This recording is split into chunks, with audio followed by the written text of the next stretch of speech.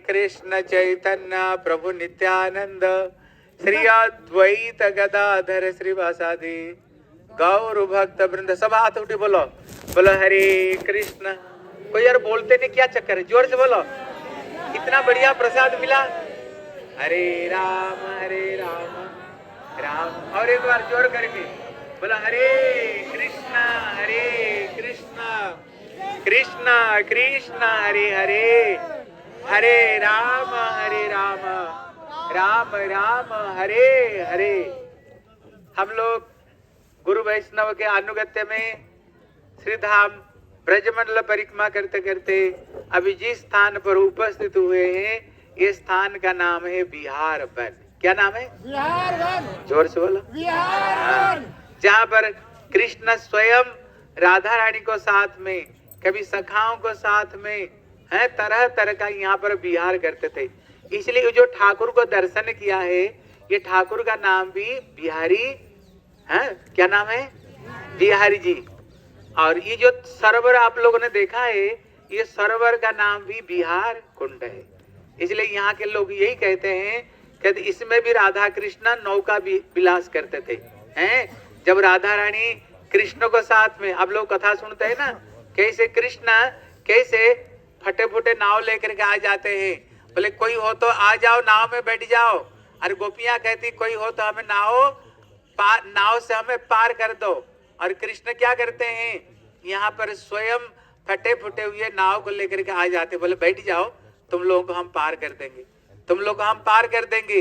और जब ब्रज गोपियां नाव में बैठ जाती है और बीच दरिया में लेकर कृष्ण क्या कहते हैं, बोले भैया मेरे नाव बड़े फटे फुटे नाव है, मेरा नाव तो एक मणि ढो सकता है, इससे ज्यादा ढो ही नहीं सकता है। तुम लोग इतने सारे बैठ गए और इतने सारे दूध दही की इतना बोझ, भैया जल्दी जल्दी फेंको उसको। वो डर के मारे दूध दही को फेंक देते हैं। बोले तब भी ज्यादा भोजन है। बोले किस चीज की? बोले तुम लोग इतने अलंकार, पहले माता है ना बहुत सारे अलंकार पहना करते थे, 10-10, 20-20 किलो के अलंकार सोने चांदी पहना करते थे। बोले ये भी बहुत ज्यादा भोजन, उसको भी फेंको, उसको भी फेंक दिया। बोले तभी भोजन है, क्योंकि पहले पहले आप लोगों को पता होगा, ऐसे ऐसे आप लोग जैसे पहने कपड़ा ऐसे नहीं पहना करते थे। वो राजा रानी के घर के सब होते थे ना, इतने उसमें सोने की जरी की एम्ब्रॉयडरी का काम, एक एक साड़ी 10-10, 20-20, 50-50 किलो होता था। ऐसे ऐसे ऐसे ऐसे साड़ी पहना करते थे। बोले तुम्हारे कपड़ा को भी ज्यादा वजन है तेरे, तुम्हारे कपड़ा इतने इतने भोजन कपड़े पहने हो। इतने में कृष्ण क्या करते हैं, जानबूझ करके नाव को बड़े जोर से कृष्ण हिलाया करते थे। भैया मेरे नाव अभी डूबने वाले हैं।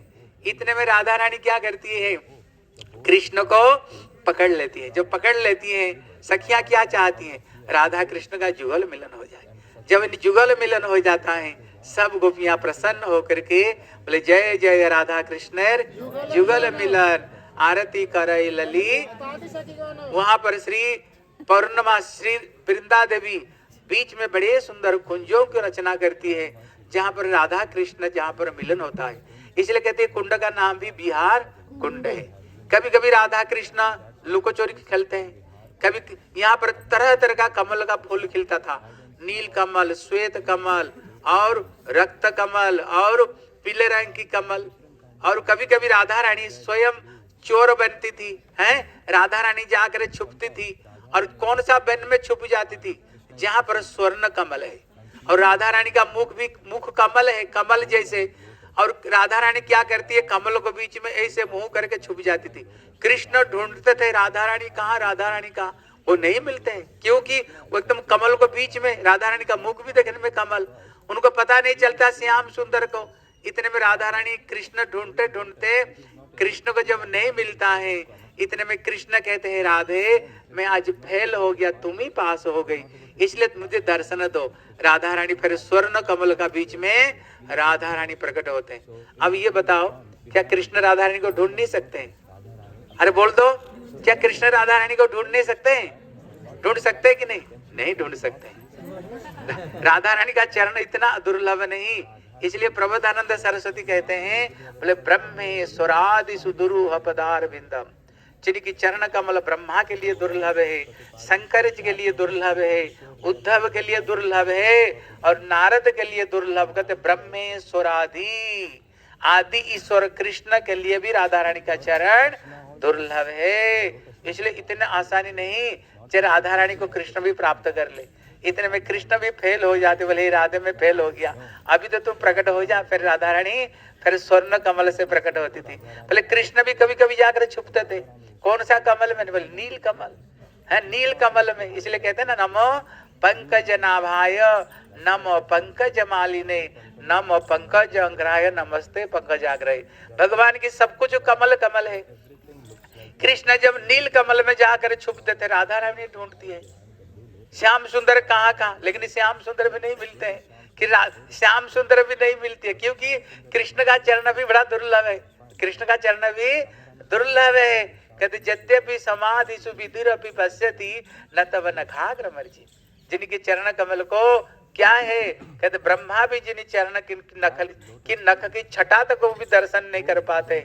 इतने में राधा रानी विकल हो जाते, बोले हे श्याम सुंदर आप कृपा करके दर्शन दो। फिर श्याम सुंदर नील कमल को बीच में श्याम सुंदर फिर प्रकट होते हैं। इसलिए ये सरोवर का नाम है बिहार कुंड है। इसलिए यहाँ पर बहुत सारी लीला हुई है। हम जब आ रहे थे, आते समय एक खेलन बना दे करके हम लोगों ने आए हैं। गुरुदेव कहते थे वहीं पर राधा कृष्ण खेलते थे। गुरुदेव बड़ी सुंदर कथा सुनाया करते थे। जटिला और कुटिला नाम सुने कि नहीं? जटिला कुटिला, सास और ननद। सास मतलब क्या है? बहू को जो श्वास लेने नहीं थे इसलिए ननद का नाम क्या है? कुटिला। कुटिला मतलब हर से जो कुट कुट कुट कुट करते रहे। हाँ, बनवार जी कहते कुट कुट कुट कुट करते रहे। ये कहते ये किसका काम है? कहते ये सास और ननद है। आपको पता होगा सास ननद और कितने तेज होते हैं। सास ननद बड़े तेज है। इतने में कुटिला और जटिला ये हर समय राधा रानी के ऊपर में तरह तरह का बोलते थे। हमारी जो बहू है पता नहीं जाती है दूध दही बेचने के लिए, पता नहीं क्या क्या करती। सब कहते ये क्या कृष्ण को साथ में अकेले अकेले कहीं खेलती रहती है। जटिला कुटिला तो राधा रानी का नाम पर इतने बदनामी फैला दिया। हमारी जो बहू दो चारणी हमारी बेटे को साथ में शादी करके पता नहीं ये किस किस को साथ में शादी तक किया, अभिमन्यु को साथ में, पता नहीं हमने सुना कृष्ण को साथ में क्या लीला करती रहती है। एकदम पूरा ब्रजमंडल में उन्होंने हल्ला मचा दिया हमारी जो बहू चरित्रहीन है। इतने में राधा रानी कृष्ण को बोले हे श्याम सुंदर पूरा ब्रज में मेरा नाम पर बदनामी हो गया है। कृष्ण कहते कोई चिंता नहीं, मैं सब कुछ ठीक कर दूंगा। एक दिन ऐसे मैं दिखाऊंगा, अगर कोई ब्रज में सती नारी हो तो कौन है? बोले श्रीमती राधा रानी की। अरे जोर से बोलो, बोले श्रीमती राधा रानी की। इसको मैं प्रमाणित कर दूंगा। इतने में कृष्ण ने क्या किया? उन्होंने बहाना बनाया। क्या बहान? बोले मेरा सर दर्द और बुखार हो रहा है। नंद बाबा तो राजा है, अभी सारा दुनिया में प्रचार हो गया कृष्ण का बुखार सर दर्द हो रहा है। इतने में स्वयं पर्णमासी आकर के बोले देखो ये सही हो सकती है अगर कोई ब्रज में सती नारी अगर पानी लेकर के आए। कौन सा पानी? बोले जो घड़ा में 100 छिद्र हो और किसको ऊपर में ऐसे के ब्रिज बने जो ब्रिज केवल केस का ही ब्रिज हो, और उसको ऊपर में केवल सती नारी ही चल सकती है और कोई उसको ऊपर चल ही नहीं सकती है। और वही व्यक्ति ही जो 100 छिद्र जो कलश में केवल वही पानी भर सकती है और कोई पानी भर नहीं सकती। अगर वो पानी से राधा रानी का अभिषेक किया जाए ना, बस क्या हो जाएगा? क्या हो जाएगा? फिर कृष्ण का बुखार दर्द सब सही हो जाएगा, है उनकी सही हो जाएगी। इतने में बोले भैया ये जटिला और कुटिला ये क्या करती है? जटिला कुटिला ये अपनी आप को पूरा ब्रज में कहती है क्या है? सबसे बड़े से बड़े हम सती नारी, ब्रज में हमारी सिवाय कोई सती नारी है ही नहीं, पहले इनको ही परीक्षा किया जाए। हैं? इतने में जटिला को बुलाए। जटिला जब वो जो ब्रिज किस चीज की ब्रिज थी? अरे बोलो, केस का ब्रिज है। बताओ उसके ऊपर कोई चल सकता है? केस के ऊपर कोई चल ही नहीं सकते। इतने में जटिला जब उसने पैर रखा ना, जा करके धड़ाम करके जा करके गिरा यमुना नदी में, जाकर गिरी है यमुना नदी में गिरी और उसमें तो फेल हो गई। फिर जब जाकर कलश में पानी भरने के लिए कोशिश की जिसमें 100 छिद्र, जब उसने पानी में डुबा करके उठाई ना, सारे पानी निकल गया, सारे पानी निकल गया। बोले भैया ब्रज में ये सबसे बड़े असत्य यही है, यही सबसे बड़ी असत्य है। अभी कोई भी जटिला कुटिला जो फेल हो गए, कोई भी आने के लिए आगे कोई आने के लिए तैयार नहीं हो रहे। लेकिन जब कोई आने के लिए तैयार नहीं हुए, बोले भैया इसको कौन कर सकता है? बोले एक ही व्यक्ति कर सकते हैं। कौन? बोले श्रीमती राधा रानी। राधा रानी की शरण में जाओ। जब राधा रानी की शरण में गए, राधा रानी इतने में जब वो जो ब्रिज थी, केस की ब्रिज, बोले हे श्याम सुंदर, अगर मैंने कभी तेरे सिवाय जीवन में और किसी को भी अगर मैंने स्मरण नहीं किया, काय मन वाक्य से अगर मैंने किसी को चिंता नहीं किया, तो जैसे ये ब्रिज टूटे नहीं। जब राधा रानी प्यार रखा ना, वो जो केस का जो ब्रिज टस से मस नहीं हुई, राधा रानी उसको ऊपर में चलते हुए गई, जा करके जो सहस्र छिद्र जो कलश में जब उन्होंने डुबाया, जब उन्होंने ऊपर उठाया, उसमें एक भी बिंदु पानी नहीं गिरा, पूरा के पूरा पानी भर गया। और जितने ब्रज के लोग थे ना, जोर से सबके सब ताली बजाए हैं, सबके सब बोले श्रीमती राधा रानी की जय।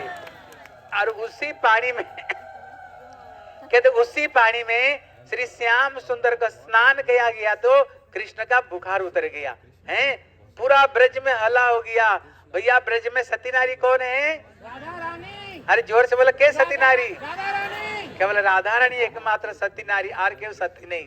एक जने श्रीमद भागवते सुतो गोस्वामी बोले जीवा असती तारतुर्ग एव सुत न च उपगाय उर्गाय गाथा। वास्तव रूप में सती कौन है? जो केवल कृष्ण को भजन करते हैं। कितना कीबा जति सती कीबा नीच जाति, जय हरि नहीं भजे तबे जन्मिया भ्रमिया भ्रमिया रौरव नर के मजे। असली रूप में सती कौन है? जो केवल कृष्ण को भजन करते हैं, कृष्ण भक्ति करते, वही केवल सती नारी है। क्योंकि तुमेव माता च पिता तुमेव तुमेव बंधुस्स सखा तुमेव। पति केवल कृष्ण ही पति, जगत में और कोई पति कहने का लायक नहीं। इसलिए रुक्मिणी जब कृष्ण को पास में पत्र लिखती है, बोले हे जगतपति, हे जगन्नाथ, पति तो आप ही हो। क्योंकि प मतलब जो पालन करना, ती मतलब संसार से जो त्राण करे। कौन पालन और कौन त्राण कर सकते हैं? केवल श्री कृष्ण ही कर सकते हैं। इसलिए असली सती वही है जो कृष्ण को ही अपना पति मानते हैं, वही केवल सती, नहीं तो जगत में कोई सती नहीं। इसलिए रुक्मिणी लिखती हैं, हम पति को इसी जीवन में शादी करते हैं, लेकिन कुछ दिन बाद में क्या होता है? संख्या टूट जाती है, मांग मिट जाती है। एक जन्म नहीं, कितने जन्म से पति होने पर स्त्री होने पर पुरुष, पुरुष होने पर स्त्री तो हमें मिलता है, लेकिन 2 दिन बाद में क्या होता है? मर जाते हैं। पर पति कहाँ गया? तुम्हारी पत्नी कहाँ गई? इसलिए यहाँ रुक्मिणी कहती है, तब तक हमारी संख्या टूटते रहेगी, मांग मिटते रहेगी, जब तक हम कृष्ण को ही अपना पति रूप में वर्ण नहीं कर सकते। असली पति कौन है? एकमात्र भगवान श्री कृष्ण कन्हैया लाल की। इसलिए यहाँ खेलन बने में यही लीला हुई है। और यहाँ पर पास में उमराव गांव, उमराव मतलब होता है सर्वश्रेष्ठ है। यहाँ पर स्वयं श्याम सुंदर, जिस समय श्याम सुंदर ने गिरिराज गोवर्धन को उठाया, पूरा ब्रजमंडल में हला हो गया। क्यों? 7 साल का बालक, 7 क्रोश गिरिराज, और उन्होंने 7 दिन तक उन्होंने उठाया। सारा दुनिया देख देख करके दंग रह गए। इतना बड़ा छोटा बालक गिरिराज को धारण किया तो किया कैसे? सारा दुनिया में ब्रज किया हल्ला हो गया। आज से ब्रज का जो राजा है कौन है? बोले श्री कृष्ण कन्हैया लाल की, बोले श्री गिरिराज महाराज की। इतने में राधा रानी पौर्णमासी को पास में गई। बोले पौर्णमासी में क्या सुन रहे हो? बोले क्या सुन रहे हो? बोले भैया दुनिया कह रहे कृष्ण ही ब्रज का राजा, कृष्ण ही गोविंद। क्योंकि सारा दुनिया कहते हैं राधा रानी। क्या कहते हैं? राधा रानी। कोई नहीं कहते कृष्ण राजा, कोई कहते कृष्ण राजा। क्या कहते ब्रज में? राधा रानी। अब ब्रज में किसका नाम लेते हैं? अरे जोर से बोलो। यहाँ पर कोई कृष्ण का नाम दुनिया लेता है कोई पर? क्या अभी क्या दुनिया में जय जयकार हो रहा है? कहते दुनिया का राजा कृष्ण गिरिराज उठा लिया, इसलिए गिरिराज कृष्ण उठाया थोड़ी। अरे बताओ कृष्ण किसने उठाया गिरिराज को? अरे हे भगवान, गिरिराज किसने उठाया? कौन? कतना कुछ कछु माखन को बल बड़ो, कछु गोपन करी सहाय। अरे राधा रानी की कृपा से गिरिवर, इसलिए गिरिराज किसने उठाया? अरे किसने उठाया? जोर से बोलो। इसलिए सुख सारी संवाद में होता है ना। इतने में सुख कृष्ण का पक्ष लेता है। सुख कहता है मेरे श्याम सुंदर तो गिरिराज उठाया, मैना क्या कहता? चुप रह, श्याम सुंदर गिरिराज उठाया। बोले किसने उठाया? बोले बताओ तो। कृष्ण जो उठाया कौन सा हाथ में? बोले बाम हाथ में। बोले कौन सा अंगुली? बोले बाम अंगुली। बोले कैसे उठाया? बोले शक्ति से। अब बताओ कृष्ण का शक्ति कौन है? तो गिरिराज कौन उठाया? राधा रानी बोली गिरिराज उठाया मैंने। कृष्ण का शक्ति ही गिरिराज उठाया, मैंने उठाया गिरिराज। दुनिया में किसका जय जयकार हो रहा है? कृष्ण की। बोले ऐसे कैसे हो सकता है? बोले कृष्ण को पर हम सब आक्रमण करेंगे। हैं यहाँ पर जो उमराव गांव है ना, राधा रानी को रत्न सिंहासन पर बैठा दिया और इतने में कुछ सखियां उनको चामर व्यंजन कर रही थी, कुछ छत्र धारण की। बोले आक्रमण करो कृष्ण को ऊपर में। जितने सखियां कृष्ण और सखाओं के ऊपर आक्रमण किया और फूलों की माला से कृष्ण को हाथ पे बांध करके राधा रानी को पास में ले आए।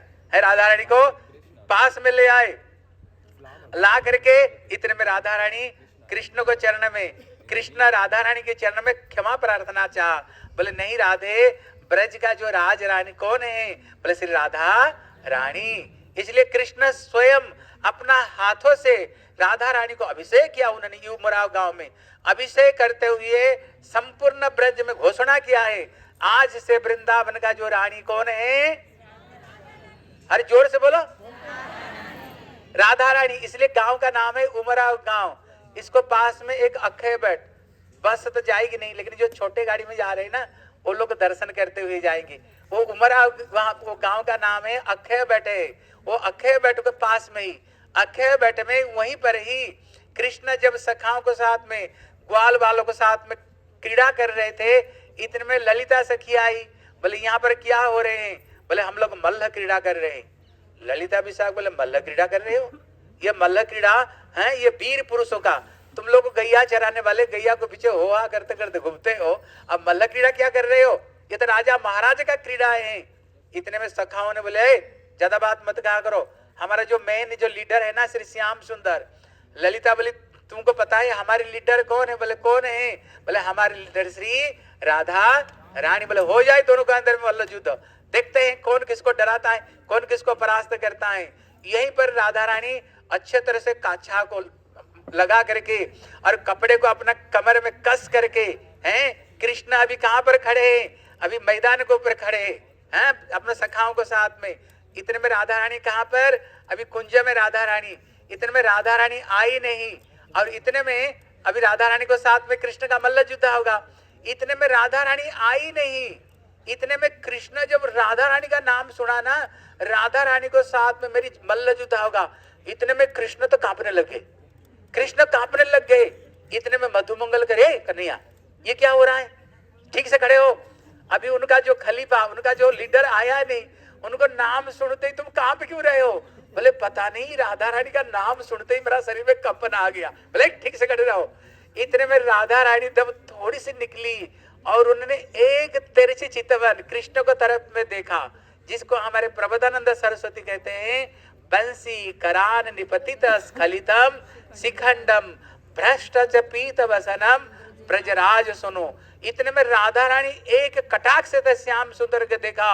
इतने में राधा रानी को साथ में युद्ध तो हुई नहीं, केवल राधा रानी की एक कृपा कटाक्ष से ही श्याम सुंदर वहीं पर गिर पड़े। श्याम सुंदर वहीं पर गिर पड़े। जब गिर पड़े, इतने में जितने सखिया था ना, जोर से ताली बजाए, सबके सब जोर से ताली बजाए। अब बोले श्रीमती राधा रानी की जय। इसलिए यहाँ पर जो क्रीड़ा है ना, हम लोग जो छोटे गाड़ी में जाओगे आप लोग जा सकते हो, ठीक उसको पास में एक गांव है जिसका नाम है तपोवन है। ये जो तपोवन पास में यमुना यहाँ पर बह रही है, ये तपोवन में जितने गोपियां थी वो आकर के सबके सब तपस्या की थी। यहाँ पर सब तपस्या की। कौन कौन? बोले जितने श्रुतिचरी है, दंडकारण्य का जितने ऋषि लोग हैं, जितने सबके सब ये लोगों ने क्या किया? इन लोगों ने कठोर तपस्या किया।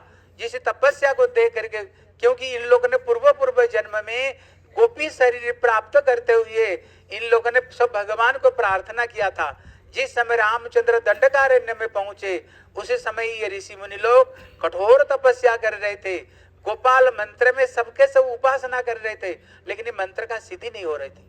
मंत्र तो जप कर रहे थे, लेकिन ये मंत्र में जैसे कभी कभी होता है ना, आप लोग देख लेना, जैसे भजन कर रहे हो, जैसे 16 माला कर रहे हैं, किसी तरह से 16 माला पूरी करना। नहीं तो कोई 32 माला करते हैं, किसी तरह से खींच खांच कर 32 माला करते हैं। अगर कोई हरिनाम, अगर कोई अगर 1 लाख माला भी करते हैं ना, किसी तरह से सवेरे से लेकर शाम तक जल्दी जल्दी किसी तरह से 1 लाख माला को पूरी करते। अगर 16 माला भी कर देते, अगर खत्म हो जाए ना, प्रणाम करते, भैया आज और तेरा मुंह नहीं देखेंगे, तुम वहीं पर रहो, आज नहीं देखेंगे। हमारे जो भजन है ना, बड़े ढीले ढाल भजन है भैया, ऐसे भजन से सिद्धि नहीं होता है, ऐसे भजन से सिद्धि नहीं होती है। इसलिए कहते हैं मंत्र रे साधन की वह शरीर पतन, साधन ऐसे करना पड़ेगा, मंत्र सिद्धि करेंगे नहीं तो शरीर को छोड़ देंगे। इसलिए एक समय जब हम लोग महाराज को साथ में ध्रुव टीला पर पहुंचे, एक दिन परिक्रमा करते करते, उस समय हमारे भक्त में नारायण गोस्वामी महाराज थे। वहां पर एक व्यक्ति तपस्या कर रहा था, क्योंकि उन्होंने सुना ध्रुव टीला में ही 6 महीना में ध्रुव महाराज को कृष्ण दर्शन मिला, नारायण की कृपा हुई। जब हम महाराज को साथ में गए, बोले महाराज जी ध्रुव तो यहीं पर 6 महीना में भजन करते करते भगवान को प्राप्त हो गया, अभी तो मेरा 6 साल हो गया, लेकिन अभी तक मेरे को तो ठाकुर का दर्शन नहीं हुआ। देखो गुरु जी क्या बोले, बोले देखो ठाकुर जी तभी मिलेंगे, गुरु जी का मुंह की वाणी, गुरु जी ठाकुर तभी मिलेंगे भजन करते करते करते करते करते प्राण जब होठ में आ जाए, प्राण जब तुम्हारी होठ में आ जाए, मतलब भगवत दर्शन के बगैर ये प्राण हम धारण नहीं करेंगे। जब तुम्हारी होठ में आ जाएगा ना, तभी जाकर कृष्ण दर्शन होगा, तभी नारायण तुमको प्राप्ति होगी। बेटा ऐसे थोड़ी मिल जाएंगे। ध्रुव जी कैसे तपस्या करते थे, 3 दिन को बाद में एक बार कहते फल खा लेते थे, उसको बाद दूसरे महीना में 6 दिन को बाद में सूखे पत्ते खा लेते थे, और तीसरी महीना में 9 दिन को बाद में थोड़ी पानी पीते थे, चौथा महीना में 12 दिनों को बाद में एक बार क्या करते थे, श्वास को लेते थे, उसको बाद में श्वास ही छोड़ दिया। अभी तो हमारी अगर एक दिन ही हमारा प्रसाद नहीं मिला ना, एक टाइम, फिर तो हई होला करना शुरू कर देंगे। हमको प्रसाद नहीं दिया, यहाँ हमको प्रसाद, ऐसे थोड़ी भगवत प्राप्ति होगी, ऐसे भगवत प्राप्ति होने वाला। इसलिए उन लोगों ने भजन तो कर रहे थे, लेकिन भजन में जो उत्साह आनी चाहिए वो उत्साह नहीं था उनके अंदर में।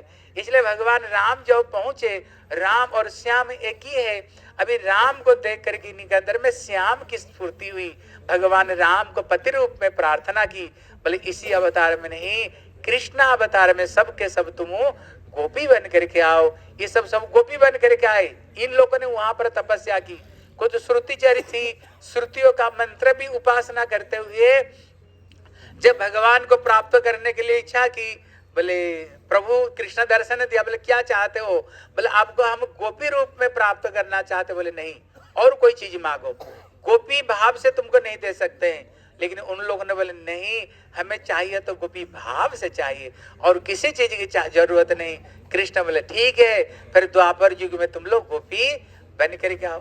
दंडकार हमारी जो जनकपुरी के जो नारियां थी, उन लोग भी राम रूप देकर वो भी मुग्ध हुई, उनको भी बोले तुम लोग सबके सब गोपी बन करके आओ। और जो सीता को प्रभु राम जब त्याग दे दिया, हर साल एक यज्ञ करते थे, हैं अश्वमेध यज्ञ करते थे, बोले बगैर पत्नी के तुम यज्ञ कर ही नहीं सकते हो, बोले और ये के शादी कर लो, बोले नहीं सीता के सिवाय और मैं किसको ग्रहण कर ही नहीं सकता हूँ। फिर उन्होंने स्वर्ण सीता बना करके उन्होंने हर साल में यज्ञ किया। सो कहाँ गए कि द्वापर युग में वो सब के सब गोपी बन करके आए। वहां पर ये तपोवन है जहाँ पर ये ब्रज की गोपियां, जहाँ पर उन्हें तपस्या की थी, वो स्थान भी रास्ता में। इसलिए आप लोग जो छोटे गाड़ी में जाओगे ना, आप लोग हम लोग को साथ साथ में जाना, जो छोटी गाड़ी में जाओगे इस स्थान को आप लोग दर्शन करके आप लोग जा सकते हो। इसलिए जो ये जो स्थान है, इसलिए इसका नाम है खिलन वन है, जहाँ पर तरह तरह का श्याम सुंदर ने ब्रज गोपी राधा रानी और सखा सखियों को लेकर के तरह तरह का जहाँ उन्होंने खेल खेला था, इसलिए ये स्थान का नाम है खिलन। जब गुरुदेव के साथ में हम आते थे, आप थोड़ी सी अंदर में जाओगे ना, वहां पर जाओगे देखोगे, देखो एक कदम पेड़ एक तमाल पेड़। जब गुरु जी को साथ में आते तो बहुत, एक कदम एक तमाल। गुरुदेव कहते कदम कौन है, राधा रानी का स्वरूप, और तमाल कृष्ण का स्वरूप, एक तलब। और वहां पर जब गुरु जी को साथ में हम आते थे, आप लोग जो पहले बन महाराज वगैरह आए हैं, वहां पर एक छोटा सा कुंज था, एकदम सुंदर कुंज सा था, और गुरुदेव हम लोगों को हम लेकर के उसी कुंज को अंदर में बैठते थे, क्योंकि वहां पर बैठने पर लगता था सचमुच से कृष्ण कैसे गोपियों के साथ में कैसे लीला करते थे, ये उद्दीपना होता था। जैसे मान सरोवर में भी वहां पर कुंजों को अंदर में गुरुदेव बैठते थे, और गुरुदेव क्या करते थे, ऊपर का जो कुर्ता को खोल करके गुरुदेव पूरा वो वृक्षों को नीचे सीधा लौट करके प्रणाम करते थे। बोले यहाँ का रज हमारी शरीर में लगे, यहाँ की जो वृक्ष है, कहते ना वृंदावन के वृक्ष को मरम ना जाने कोई, डाल डाल और पात पात में श्री राधे राधे हुई। सचमुच से ऐसे प्रेमी की भक्तों को साथ में, जो गुरुदेव को साथ में जिन्होंने परिक्रमा किया, आप लोग देखे होंगे गुरुदेव कितने भावाविष्ट होकर के कथा बोलते थे, गुरुदेव कितने भावाविष्ट होकर के सारे पेड़ पौधा से कृपा की प्रार्थना करते थे, हम लोग पर कृपा करो, जैसे कभी ना कभी ये ब्रज लीला हमारे हृदय में स्फूर्ति प्राप्त हो। इसलिए हम लोग बड़े भाग्यवान हैं, गुरु वैष्णव का अनुगत्य में ये सब दुर्लभ स्थान पर आए हैं। अभी भी ये स्थान की इन लोगों ने रक्षा कर रहे हैं, पेड़ पौधा को काटने नहीं दे रहे हैं। अभी भी यहाँ आने पर लगता है सचमुच से कृष्ण यहाँ पर विहार किया। इसलिए हम यहाँ के चरण धूलि लगाएंगे, यहाँ